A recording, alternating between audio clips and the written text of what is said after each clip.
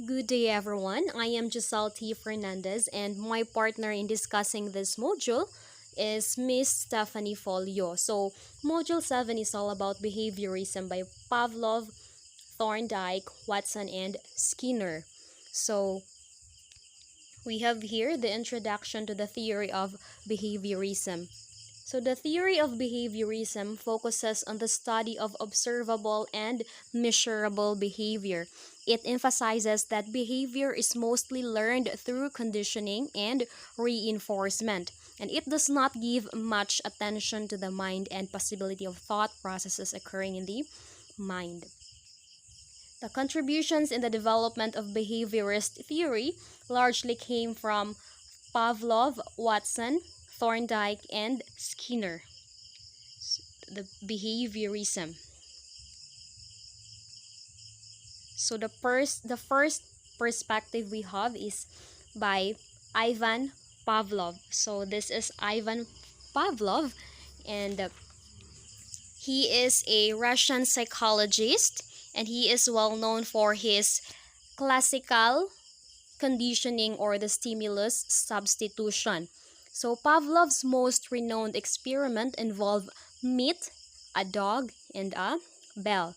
Initially, Pavlov was measuring the dog's salivation in order to study digestion. So this is when he stumbled upon classical conditioning. So in the next slide, we have his classical conditioning.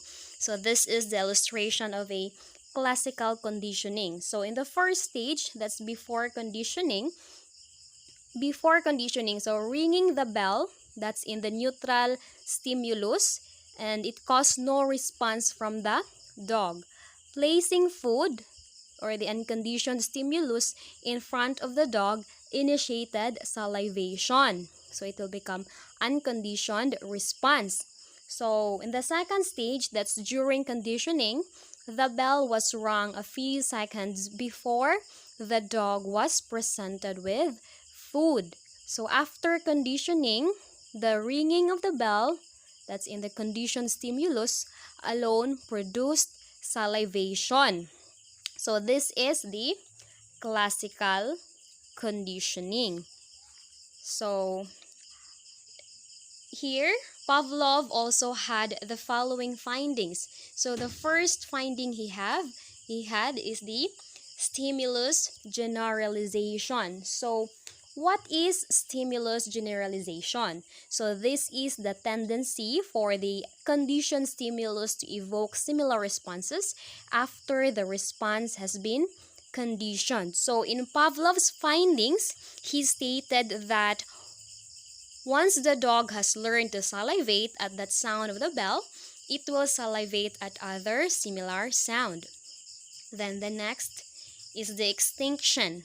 So extinction refers to the gradual weakening of a conditioned response that results in the behavior decreasing or disappearing. So in Pavlov's just like in Pavlov's findings, he stated that if you stop pairing the bell with the food, salivation will eventually cease in response to the bell. So the third finding we have is the spontaneous recovery. So what is a spontaneous recovery? So this can be defined as the reappearance of the conditioned response after a rest period or period of lessened response. So in Pavlov's finding, extinguished response can be recovered after an elapsed time, but will soon extinguish again if the dog is not presented with food. Okay, so the fourth one is the discrimination. So in behaviorism, discrimination is the ability to tell the difference between two stimuli. And in Pavlov's finding, the dog could learn to discriminate between similar bells or stimuli and discern which bell would result in the presentations of food and which would not. Then the last finding is the higher order conditioning. So higher order conditioning, also known as the second order conditioning. So this is a classical conditioning term that refers to a situation in which a stimulus that was previously neutral. So for example, a light is paired with a conditioned stimulus. So for example, a tone that has been conditioned with food to produce salivating, and then it will produce the same conditioned response as conditioned stimulus. So in Pavlov's finding, he stated that once the dog has been conditioned to associate the bell with food, another conditioned stimulus, such as a light, may be flashed at the same time that the bell is rung.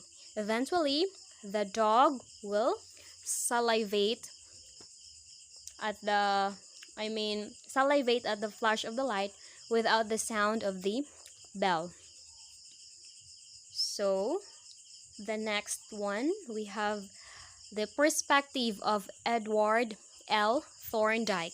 So this is Edward L. Thorndike, and he is Edward's Edward Thorndike's connectionism theory gave us the original S to R stimuli, or the stimuli to reason framework on behavioral psychology.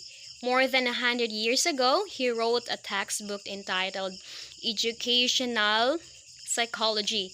So he was the first one to use this term. Then he explained that learning is the result of associations forming between stimuli, or that is the S, and response, or the R. So such associations or habits become strengthened or weakened by the nature and frequency of the S to R pairings.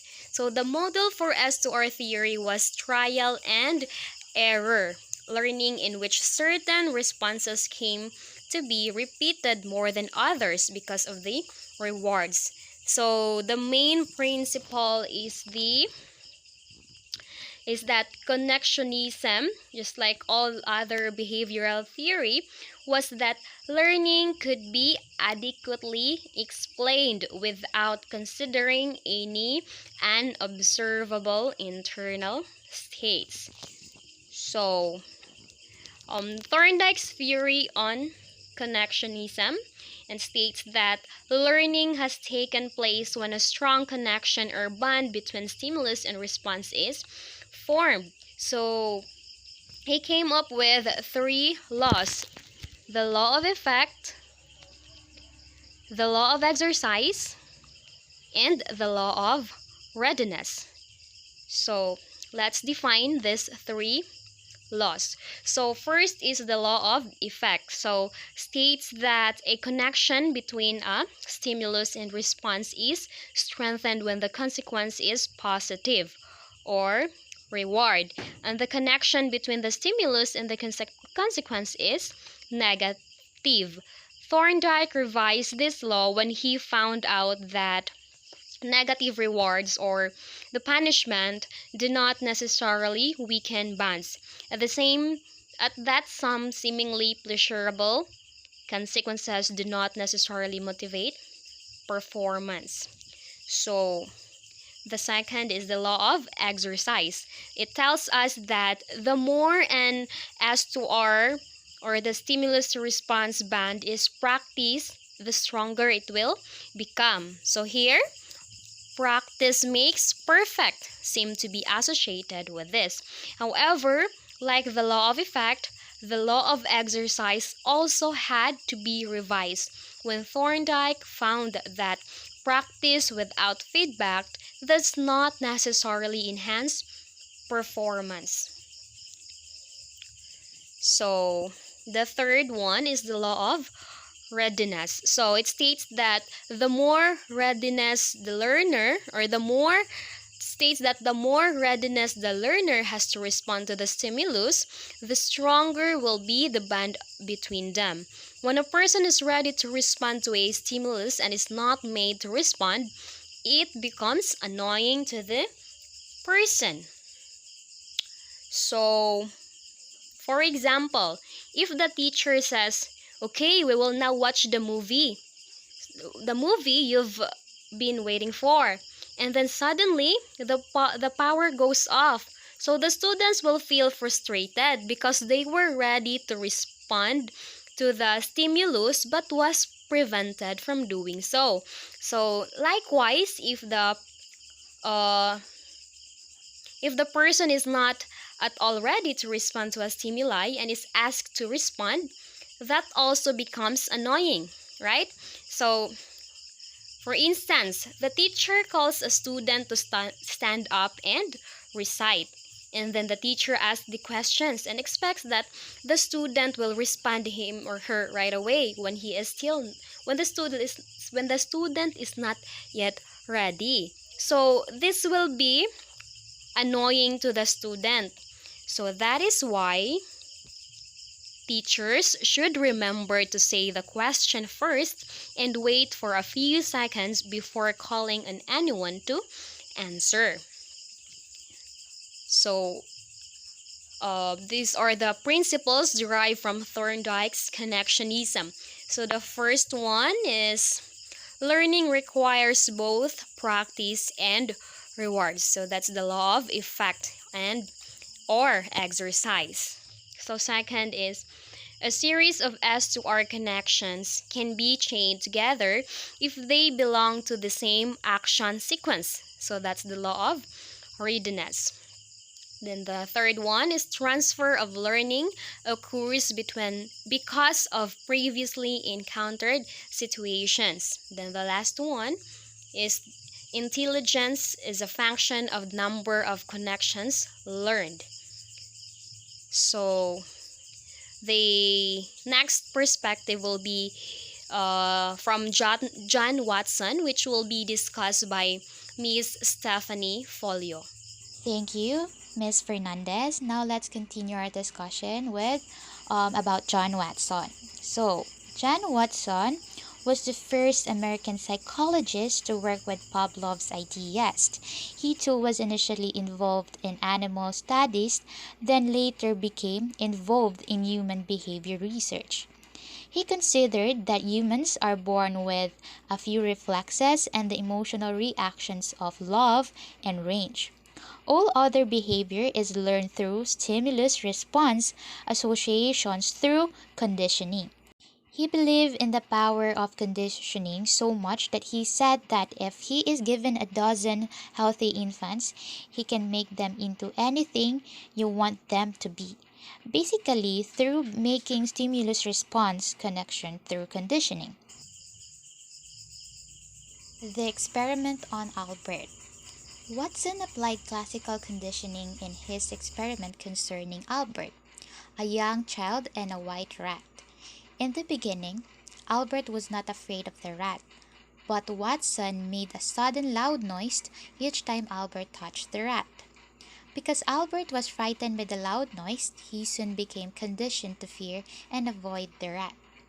Later, the child's response was generalized to another small animals. Now, he was also afraid of small animals. Watson then extinguished or made the child unlearn fear by showing the rat without the noise. Surely, Watson's research methods would be questioned today.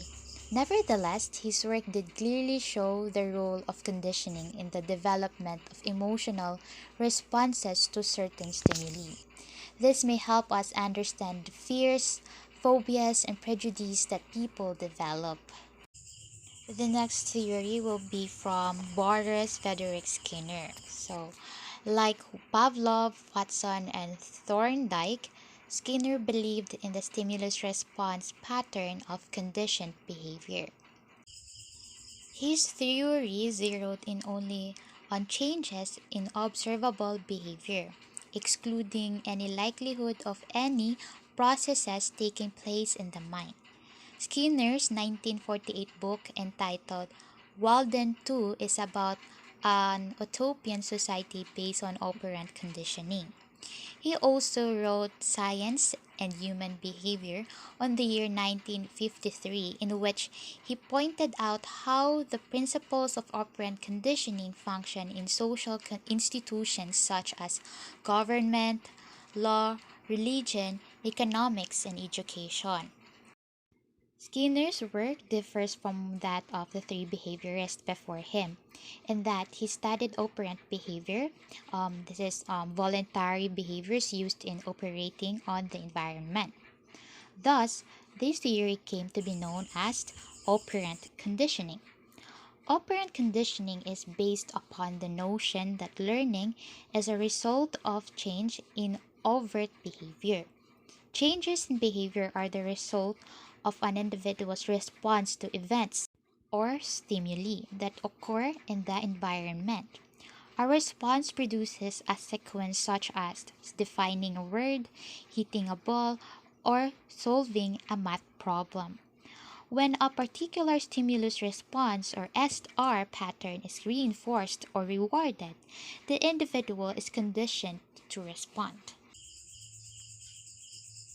The key element in Skinner's SR theory is reinforcement.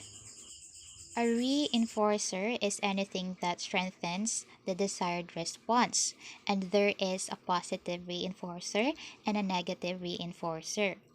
A positive reinforcer is any stimulus that is given or added to increase the response. An example of positive reinforcement is when a teacher promises extra time in the play area to children who behave well during the lesson. Another is a mother who promises a new phone for her son who gets good grades. Still, other examples include verbal praises, star stamps, and stickers. On the other hand, a negative reinforcer is any stimulus that results in an increased frequency of a response when it is withdrawn or removed. A negative reinforcer is not a punishment. In fact, it is a reward. For instance, a teacher announces that a student who gets an average grade of 1.5 for the two grading periods will no longer take the final examination.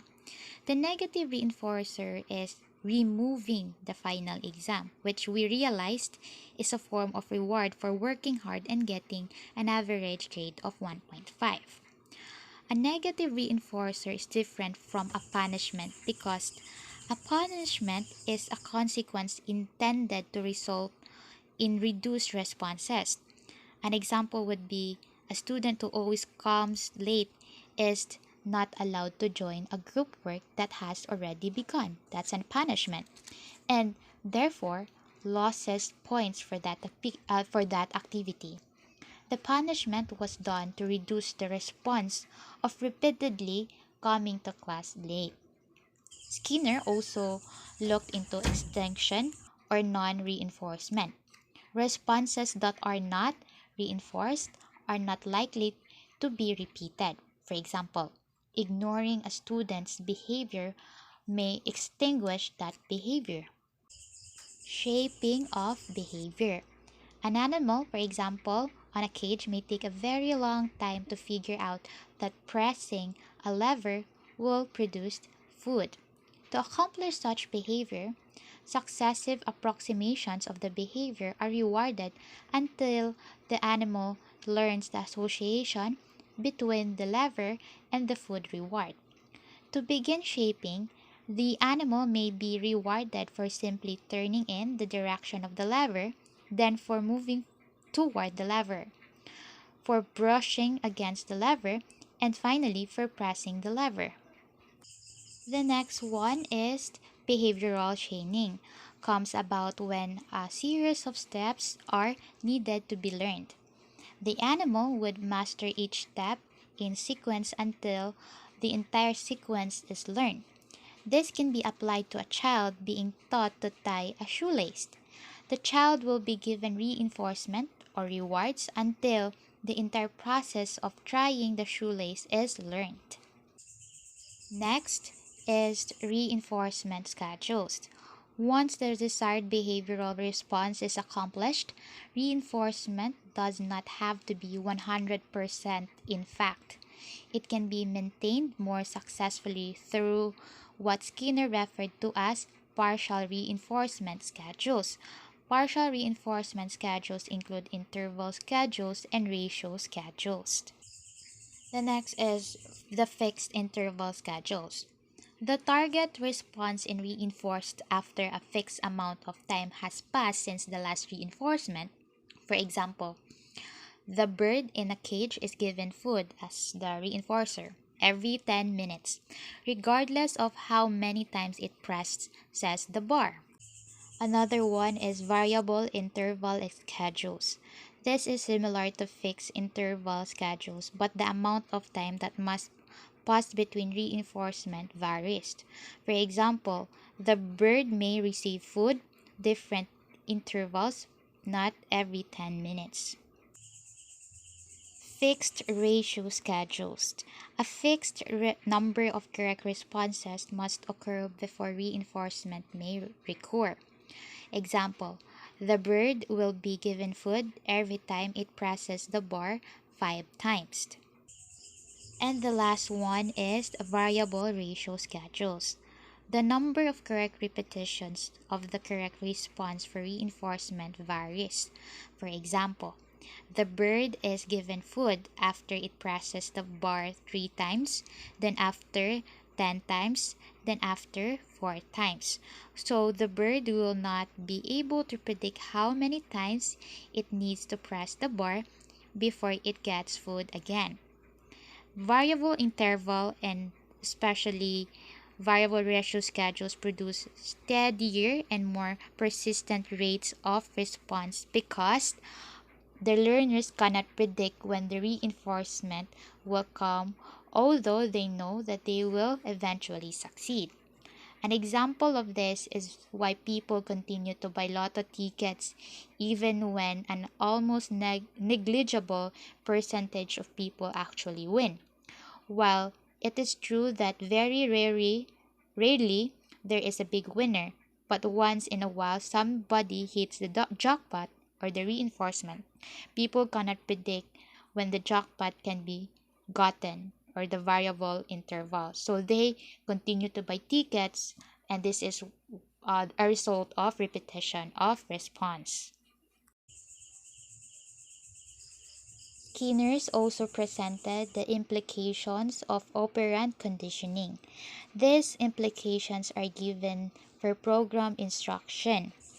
Number one is the practice should take the form of question stimulus, answer, or the response frames which expose the student to be subject in gradual steps. Number two, require that the learner makes a response for every frame and receives immediate feedback. Third one is try to arrange the difficulty of the question so the response is always correct and hence a positive reinforcement. And then the fourth one is to ensure that good performance in the lesson is paired with secondary reinforcers such as verbal praises, prizes, and good grades. And the last one is the principles derived from Skinner's operant conditioning. Number one, behavior that is positively reinforced will reoccur. Intermittent reinforcement is particularly effective. Number two, information should be presented in small amounts so that responses can be reinforced or shaping. Number three, reinforcement will generalized across similar stimulus generalization, producing secondary conditioning. And that's the end of the discussion. Thank you for paying attention.